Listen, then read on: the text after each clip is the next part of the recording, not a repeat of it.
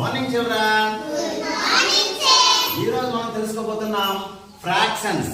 అంటే మనం తెలుగులో భిన్నాలు అంటాము. ఈ భిన్నాల్లో చూడండి 6 టైప్స్ ఉంటాయి.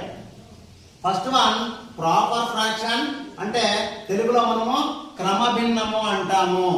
అదే విధంగా సెకండ్ వన్ ఇంప్రాపర్ ఫ్రాక్షన్, తెలుగులో అపక్రమ భిన్నం. థర్డ్ వన్ మిక్స్డ్ ఫ్రాక్షన్, మిశ్రమ భిన్నం. ఫోర్త్ వన్ యూనిట్ ఫ్రాక్షన్, తెలుగులో కూడా దీన్ని యూనిట్ ఫ్రాక్షన్ అంటాం. Next one fifth is like fraction, సజాతి భిన్నం.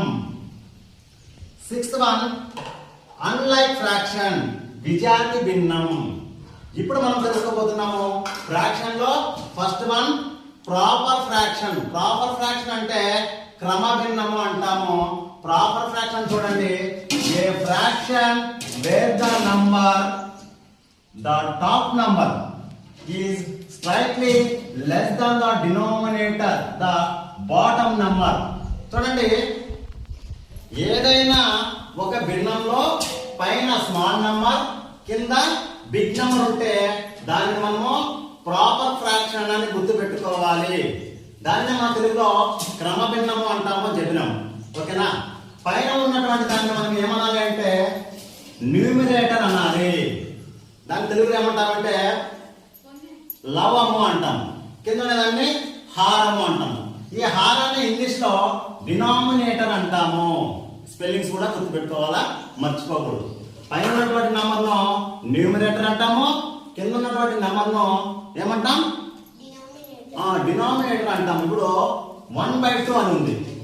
1/2 అంటే ఏమి? న్యూమినేటర్ ఏది? 1 is న్యూమినేటర్, 2 is డినామినేటర్. ఏదైనా మనం ఒక లెక్క ప్రాబ్లం వచ్చినప్పుడు చేసినామంటే దాని ఆన్సర్ అనేది జీరోలలో వస్తుంది. 0.5, 0.6, 0.8 అట్లా జీరోతో స్టార్ట్ అవుతుంది. ఎందుకు?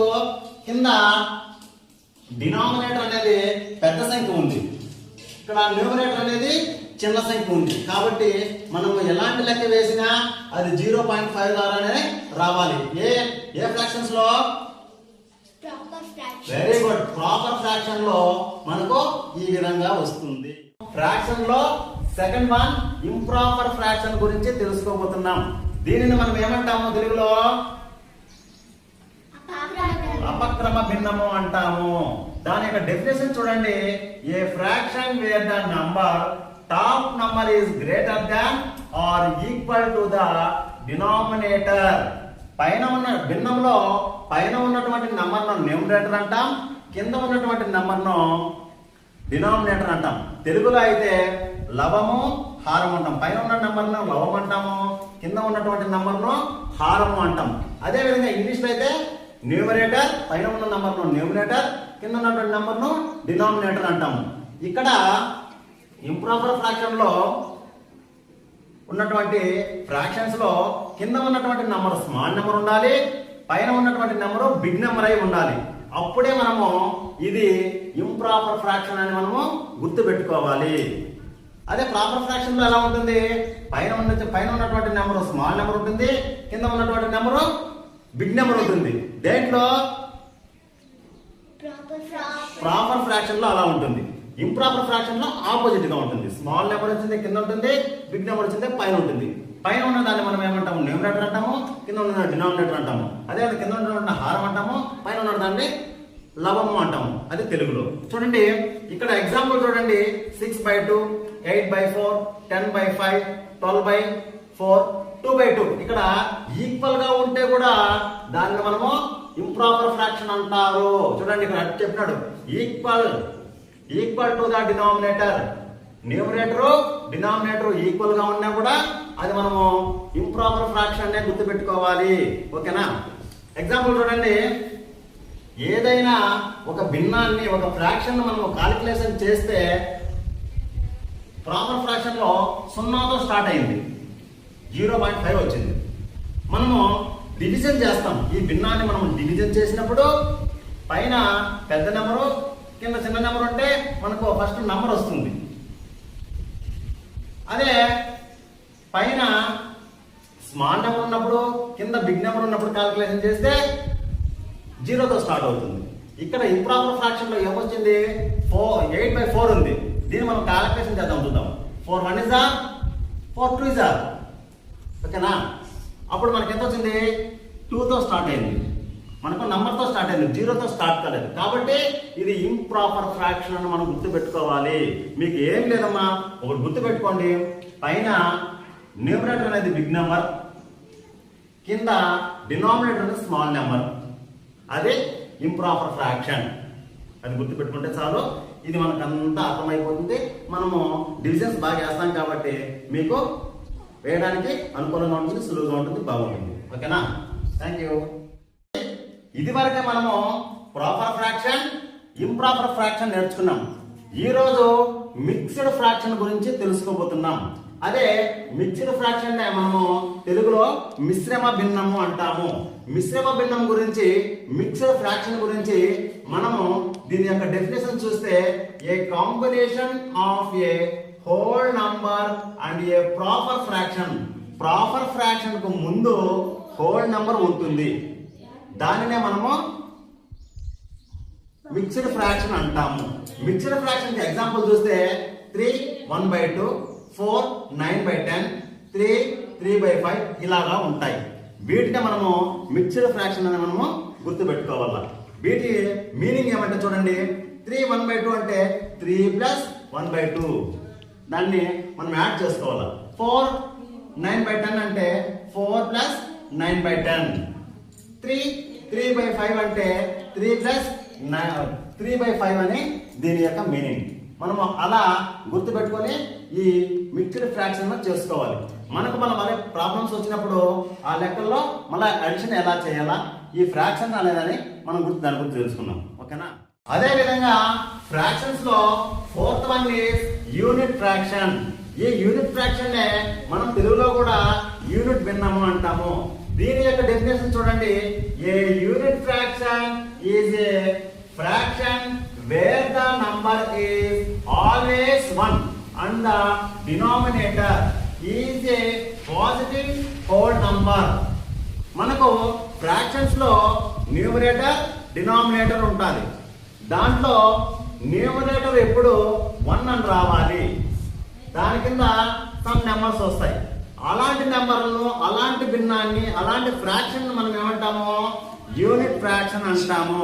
ఏమంటామా, యూనిట్ ఫ్రాక్షన్. చూడండి ఎగ్జాంపుల్ 1/2, 1/4, 1/6, 1/8, 1/10 ఇలా ఉంటే దానిని మనం ఏ ఫ్రాక్షన్ అనుకోవాలి, యూనిట్ ఫ్రాక్షన్. యూనిట్ ఫ్రాక్షన్ అనుకోవాలి. ఈ ఎగ్జాంపుల్ ఎప్పుడు కానీ న్యూమరేటర్ లో 1 ఉండాలి, అది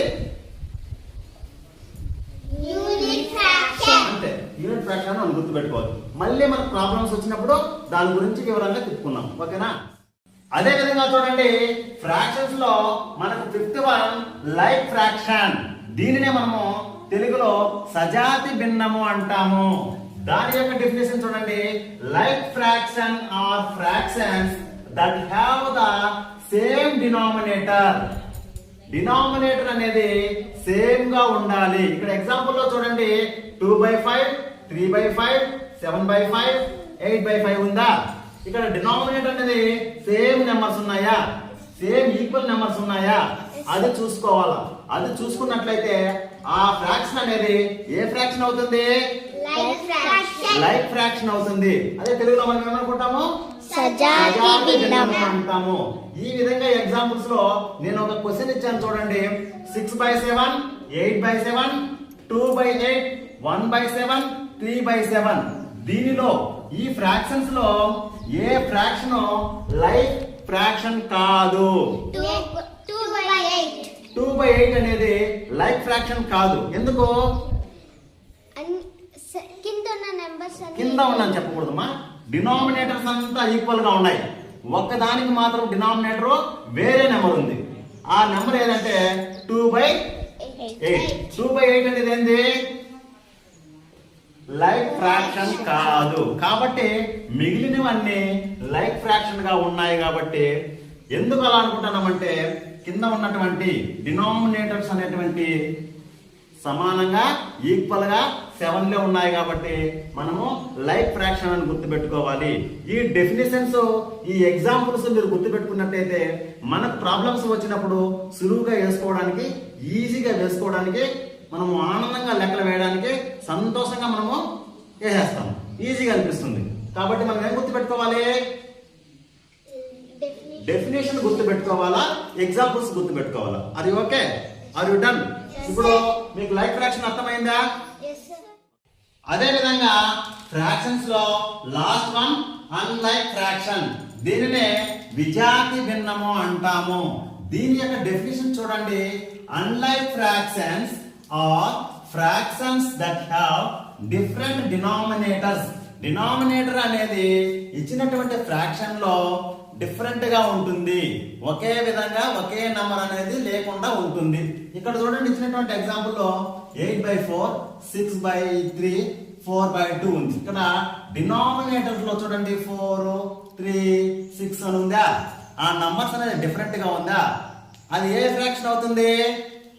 అన్లైక్ ఫ్రాక్షన్ అవుతుంది అని మనం గుర్తు పెట్టుకోవాలి. దీనిని మనం లెక్క చేసేటప్పుడు ఎల్సిఎం కనుక్కోవాలి.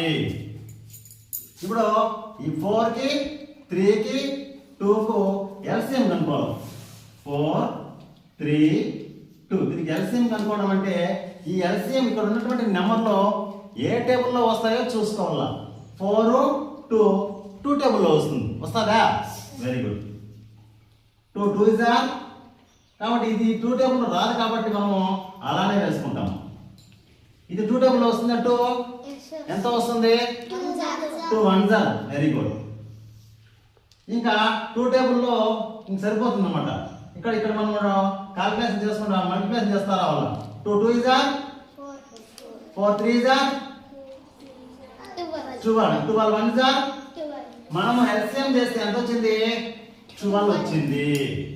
ఎల్సిఎం చేస్తే ఎంత వచ్చింది? 12 వచ్చింది.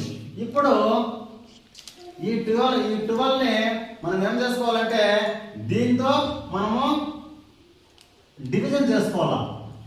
4 1 is r, 4 3s are. Next దీని చేయాలి. ఇప్పుడు 3/12, 3 1 is r, 3 4s are. Next 4/12, 4 1s are, sorry 2 ఇక్కడ 2 కదా, ఇది కదా. 2/12, 2 1s are, 2 6s are. మనకి ఎంత వచ్చింది? ఇక్కడ ఇలా చేసినాం. ఇప్పుడు మళ్ళీ దీనిని మనం దీనికి మల్టిప్లికేషన్ చేయాలి. 3 8 24, 3 8 are 24. Very good. 4 6 are 24 ఏనా? Very good. 6 4s are దీనికి 24 ఏనా? Very good. ఇక్కడ 24 అనేది వచ్చింది. ఈ 24 అనేది కామన్ గా వచ్చిందా? ఇప్పుడు ఇవన్నీ అడిషన్ చేయాలా. 24 24 24, 4 4 4 12, 2 2 2 6 1 7. ఎంత వచ్చింది? 72 వచ్చిందా? మనకు ఎల్సిఎం ఎంత వచ్చింది? మనకు 12 వచ్చింది. ఇది చేస్తే 12 వచ్చింది కదా. బై 12 టేబుల్లో 72 వస్తుందా? ఎంత వస్తుంది? 12 1s are, 12 6s are. 12 6s are is equal to 6 is answer. దేంట్లో? అన్లైక్ ఫ్రాక్షన్స్ లో మనము ఖచ్చితంగా ఎల్సిఎం తీసుకొనే మనము లెక్క వేయాలి. డైరెక్ట్ గా కూడడం గానీ డైరెక్ట్ గా తీసేయడం గానీ కుదరదు. ఎల్సిఎం తీసుకుంటేనే మనము లెక్క కరెక్ట్ గా వేయవలసి ఉంటుంది. ఇది గుర్తుపెట్టుకుంటే మన ప్రాబ్లమ్స్ అన్ని వచ్చినప్పుడు కరెక్ట్ గా చేయగలుగుతాం, లేకపోతే తప్పు వస్తుంది. ఓకేనా? ఇప్పుడు ఇంకొకసారి చెప్తాను. Unlike fractions are fractions that have different denominators. మీరు ఒకటి గుర్తుపెట్టుకోవాలా. డినామినేటర్ అనేది డిఫరెంట్ గా ఉంటుంది అన్లైక్ ఫ్రాక్షన్ లో. దీనికి ఎల్సిఎం చేసి మనము లెక్క చేసుకోవాలి. ఇది గుర్తుపెట్టుకుంటే చాలు, మనము ఈ ప్రాబ్లమ్స్ ను కరెక్ట్ గా వేయవచ్చు. ఓకేనా? Thank you. Bye bye.